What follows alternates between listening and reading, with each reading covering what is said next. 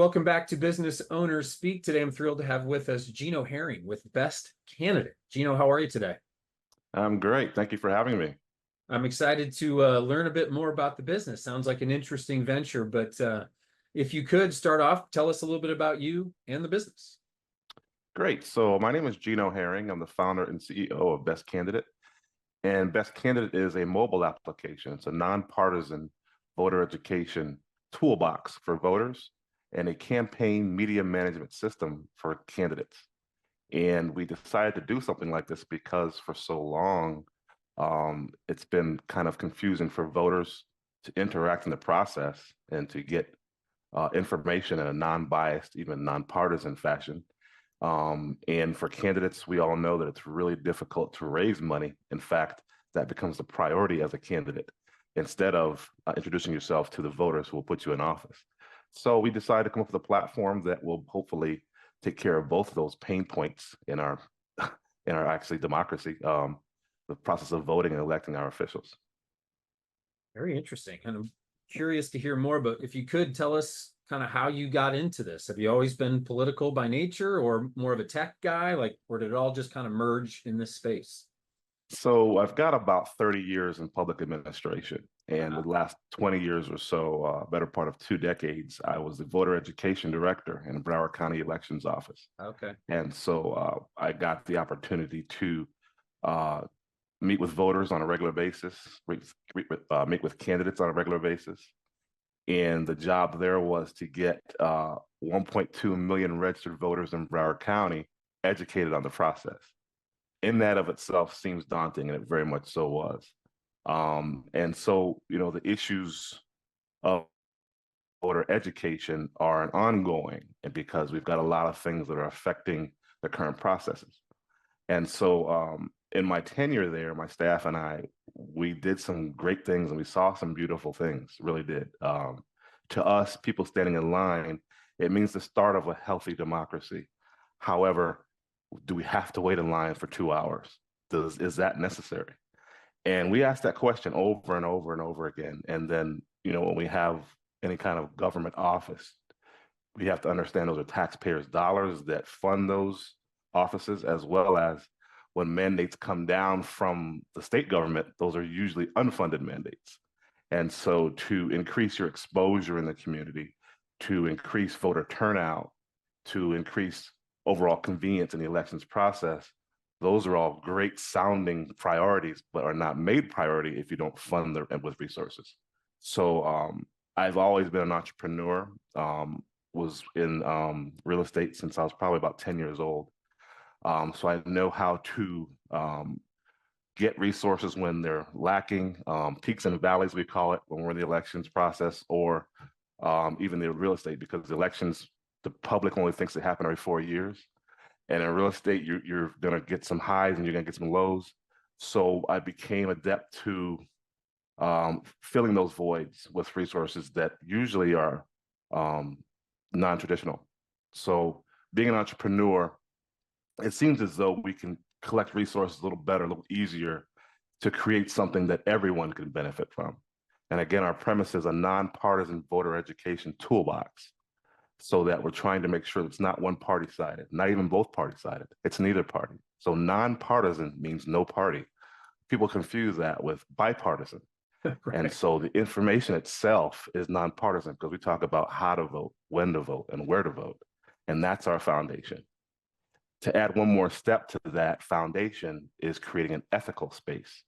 And that means when people go on our site, our platform, it's understood and expected that you behave yourself, if you have to say that, put it that way, but just conduct yourselves in a professional manner. Even candidates, there's no throwing stones in this platform. There's 3 steps and you're out kind of thing. But we always get that question of, you can't control candidates, you can't control people. Absolutely right. There's always going to be someone that's want to do the wrong thing or just that's in their system somehow, but not when you come on Best Candidate. And so Best Candidate has lists of expectations of conduct when you come, and that's just what we're trying to create. It won't be perfect, obviously, but that's what we're trying to create. So hopefully folks will understand this is a place we can go to be safe, to be to be with like-minded folks and to go in conversations that are specific to what you would like to talk about, and then know that that's where you can keep going to for everything election related. That's our real goal, to create something like that. And how long ago did you launch the application? So we just got our test site going. And so the test site is bestcandidate.net. And that will hopefully be a mobile application soon. We're testing to make sure the very small details are working properly. And it looks like pretty much a go-kart right now, but it'll be a Cadillac when we get finished with it. So we just got wheels. I tell everybody this: we have wheels and we got an engine. We're pushing it down the road, but we'll put the paint on it, polish it up with some nice wheels, and get a sound system in there to make sure everyone can get on and add features as we go. All right. So of those features, kind of walk us through, what your vision is for, if I jump on Best Candidate, what can I do? Absolutely. As a voter, you can go on there and it's totally free. You get information. So you create a profile. And once that profile is created, you can then start forums, jump into forums, talk about certain topics. But the real goal of this is to be able to get your information regarding your elections that are happening all the time. For instance, an actual toolbox is created where you can click on a button, check your voter registration status. You can actually order a vote by mail ballot. You can look at your actual sample ballot. You can, most importantly, see the candidates that will be on your specific ballot, because we know voter registration is determined by your home address. And so when you create your profile, that's one of the steps you'll take, is create a home address, and then an actual location perimeter is set according to where you live. That's your voter district. So everything related to you specifically will be in your profile. Now you can search for other things, search for the candidates around the country, hopefully eventually. But what voters want to know, what we have found over the past 20 years, is that people don't want to go to Google. They don't want to go to Facebook. They don't want to go to all these other places to just simply find information about them, about what they need to know when they're standing in line getting ready to vote. It's a last minute thing usually because it's not a priority to educate people about it. And local elections happen all the time. We know this. But in our minds, it's only pushed out to us on the news and things like that when the presidential election comes up. And that's why we're missing out on all these things that affect us in our own backyard. So the profile will have things specifically to you, but other things are searchable as well. And how will you aggregate the information that I'm getting, in order to keep it nonpartisan? Where could you possibly pull it from to have it be nonpartisan? Interesting question. And that's perhaps the 1.2 million registration question. Every county in the state of Florida, and these jurisdictions are similar in other states, but there's 67 counties. And each of those counties has a legislative board, I'll say, called the Supervisor of Elections Office. And that supervisor is responsible for the process of elections in that county, utilizing the state election laws. And every county has a Supervisor of Elections website, which also draws information from the state. That's what we'll use. The information that's already there that people don't know how to look for. Yeah. But we'll couple that with all kinds of other things that are necessary for you to get a good non-biased set of searches that you want to look for. You want to look for a candidate, you'll be able to look at his profile or her profile. You want to, again, look at your sample ballot, just your sample ballot, you'll be able to pull that up. So that's how you'll be able to interact. And I think that standing in line with people for years and years and hearing the same things over and over again, and people passing them palm cards, vote for this person, you haven't researched that person. And I will tell you that I have seen thousands and thousands and thousands of faces walking out of the election polls, all wondering what the heck they just did. They don't know who they just voted for. Myself included sometimes when I wasn't involved with this. Right. And so we want to change that. We want you to know that when you're walking out of there, you made an informed decision. An educated electorate is a healthy electorate. We don't have that right now. A lot of things we want to change, but two specific things we want to change or make a dent in at least. We all want better candidates, no matter who you are. If you're a candidate, you want to be better. So that we want to make sure that's one of our goals. But the second thing, probably the most important thing, is we all deserve better information. We're not getting the right information. We're getting a lot of it. It's coming at us fast and furious, and we don't know where to go to specifically get election stuff. Go to Facebook right now, try to find something election-wise. You'll see a husky howling in his family. you'll see baby pictures, you'll see birthday cakes, maybe even a cat singing a song. You might pull up a candidate running for office, but that's it. And how long before you actually got to that candidate? You're going to stick on that husky. You want to see him howling.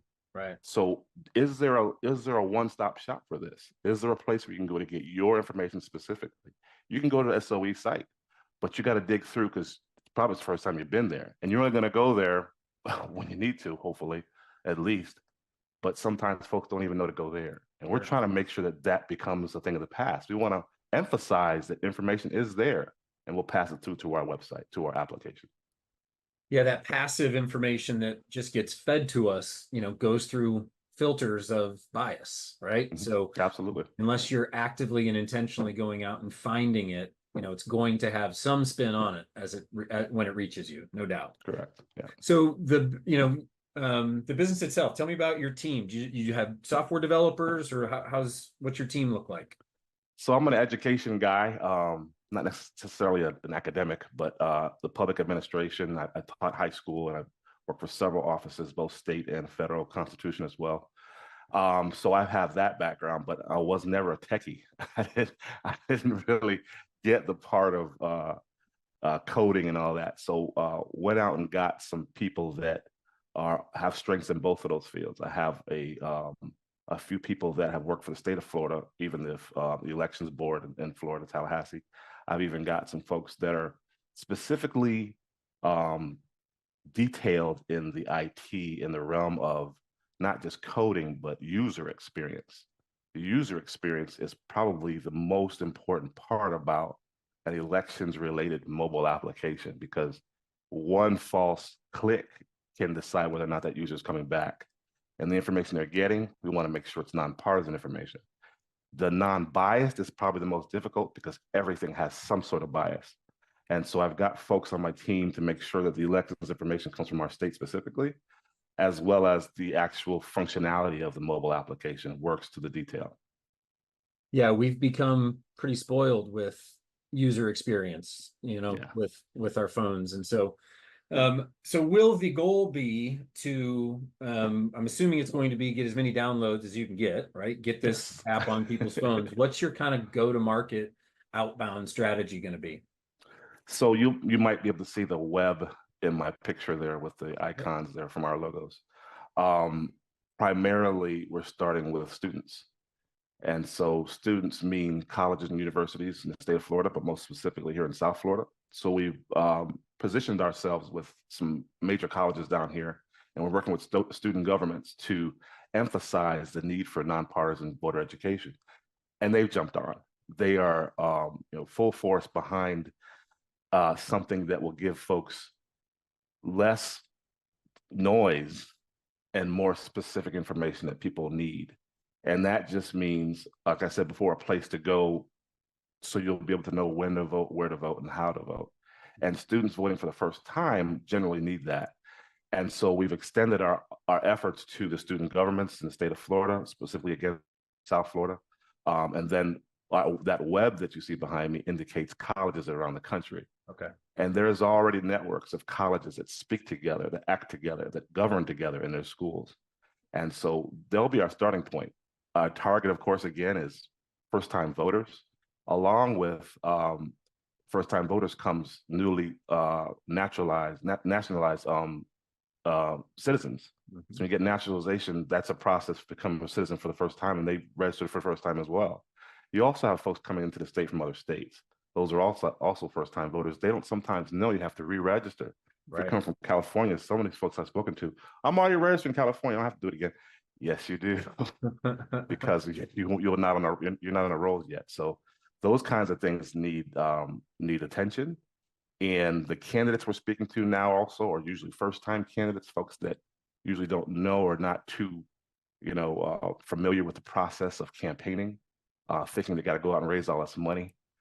We want them to obviously still stick to those things, but stay in the race as well, and helping them with their overall attention to voters is going to help that. So that's kind of where we're starting. Okay. And not to hold you to a date, but do you have a launch date in mind? I like to say yesterday because it hasn't happened yet, but we need it to. So what I'm saying is we've been working on this for 2 years and getting the specifics and the education involved, putting our team together to have a galvanized effort here. The test site is going to be up probably through the August 20th election, which is the primary.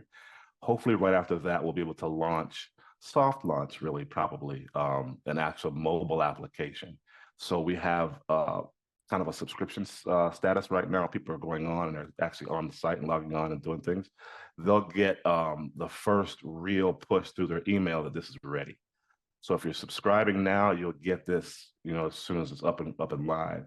And right now, you can test it. You can actually see the 6 amendments that are on our ballot in Florida. You can talk about them. You can reach other folks. You can push it out to them. Candidates can come on now and actually run their campaigns, and figure out how to get more people to their sites and things.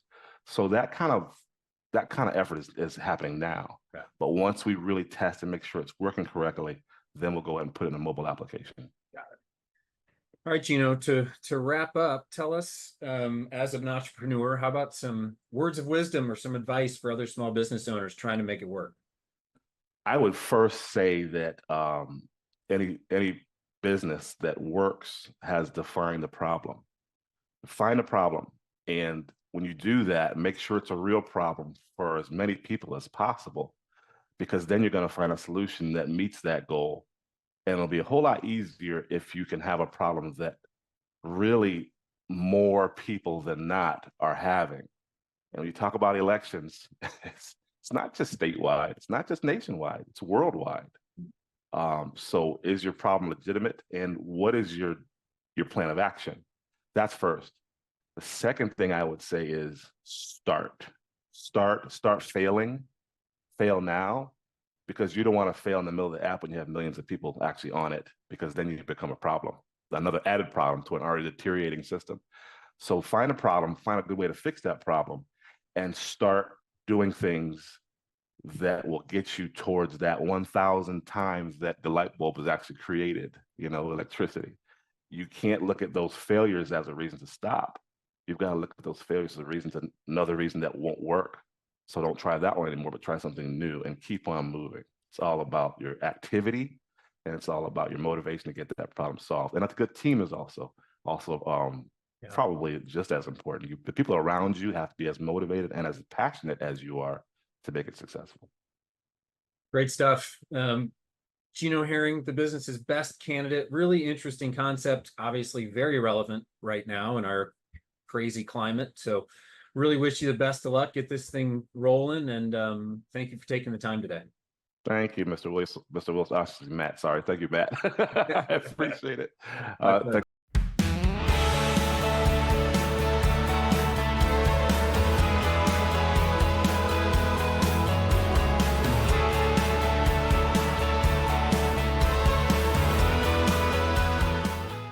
About the opportunity. I appreciate it. Thank you so much.